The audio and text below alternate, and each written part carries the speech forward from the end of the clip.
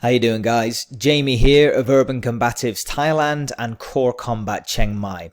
So this is the first of a series of analysis videos where I'm going to be watching and reviewing footage, real world footage I might add, of altercations taken from all over the world, whether it be on security cameras, camera phones, etc. Now this is something that we do very regularly in the study groups where we look at these clips and we try to learn from them.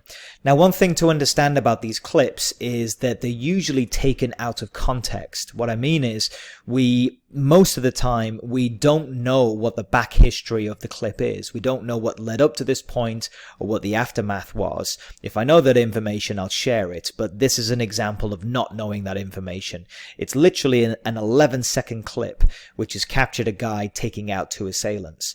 Now, it's a very interesting one to study. So what I'm going to do, the same as I do in the study groups, is I'll play the clip first so you can see it, and then I'll share my thoughts with you. So let's start there.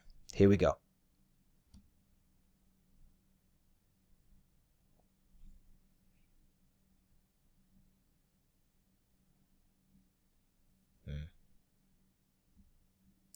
Over in a flash. So, very interesting one to review. Now, let's start right at the beginning. So, putting our focus on this guy. Again, I'm not going into who would be perceived as the good guy or the supposed bad guy or victim or whatever term you'd like to use. I'm literally taking this on face value. So, focusing on this guy. Now, one thing I say to the guys here at the study group is to have a level of readiness at all times, physically and mentally. And to do that, what we should do is observe an appropriate stance. It doesn't matter where you are or what the threat levels of the environment is. You should always have a readiness. Now, specifically with this guy, first thing I notice is his feet, in that he doesn't have good weight distribution with his feet. So if he has to change position quickly or run or fight, he's not in a good spot. So what I would say to my guys is always have about 50-50 weight distribution in your feet and have good spacing between your feet as well. So you're not leaning on one foot or crossing your legs or whichever. Second thing I say is to have a readiness with your hands at all times. So specifically not putting your hands in your pockets or snagging them on clothing, on a bag strap or crossed arms very tightly, etc. Always have them free and ready. And the last point is have a level of awareness at all times, which arguably this guy seems to have because he sees these two targets coming. Now let's see how he handles the situation. So when he sees these guys come over, the first thing he does is he gets his feet into position. Okay, so he moves arguably his power leg behind him. Now that would be, if he's right-handed or right-hand dominant, then the power leg would be the right leg. And obviously vice versa, if he's left-handed, left-hand dominant, then that would be his left leg behind him. So good place to start. Second thing is he's positioning himself to deal with the target much better. He's initially trying to create space, but then interestingly he changes position, which is actually quite strategic. So let me show you what happens there. Now look at his hands. One thing that we say is that you need to get your hands up and establish a barrier, or what we call in Urban Combatives a fence, as soon as possible. Fence being a term coined by Jeff Thompson. Highly recommend you check that gentleman out. So the idea with that is you're getting your hands up in front of you, creating or establishing your personal space, but also readying your hands to try and de-escalate or positioning them so you can use them quickly, whether that be a strike, a grab, or a barrier to defend yourself. Now what this guy does is he goes one step further and he puts his hands over the hands of the closest target, which is a smart move.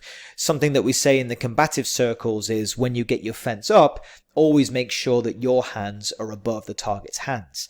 Now not only does he do that, when he places his hands over the hands of the first target, he moves the guy into a more strategic position, which is more beneficial for him.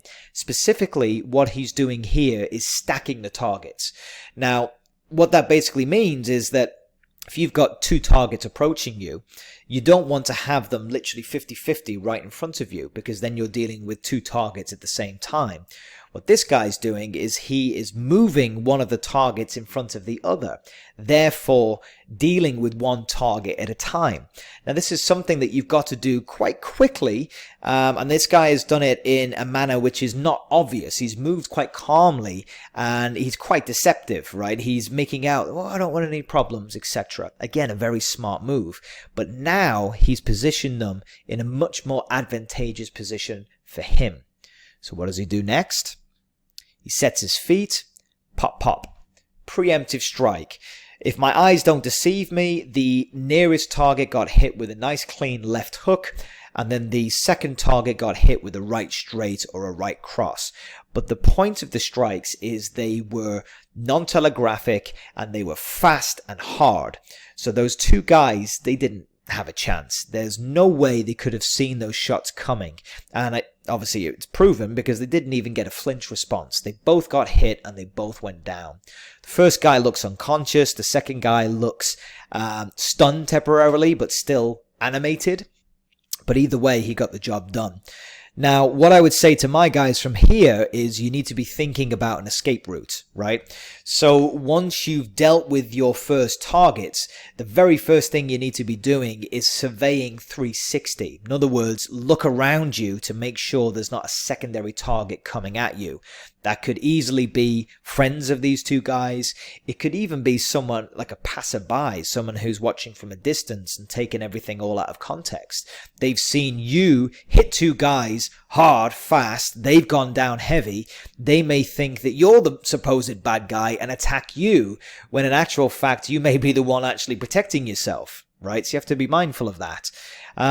You also need to be looking for escape routes. If you're surveying 360, your preferable action would be to get out of there. If you can escape, then do so. But at the very least, ready yourself for a secondary target. And there we go. So that is my first analysis video where we're looking at these small clips and just seeing what we can do if we're in that position, how we can ready ourselves and we can prepare ourselves better if we find ourselves in a position like this. Again, there's an abundance of clips online, so I'm going to be making plenty of these videos. We'll be looking at everything you can think of. You know, it could be involving weapons, it could be groups of people, one assailant, dealing with someone who is bigger and stronger and more effective physically than you are, how to run, when to run, dog attacks. Many different scenarios we'll cover. So this is the first of many. Thanks very much, guys.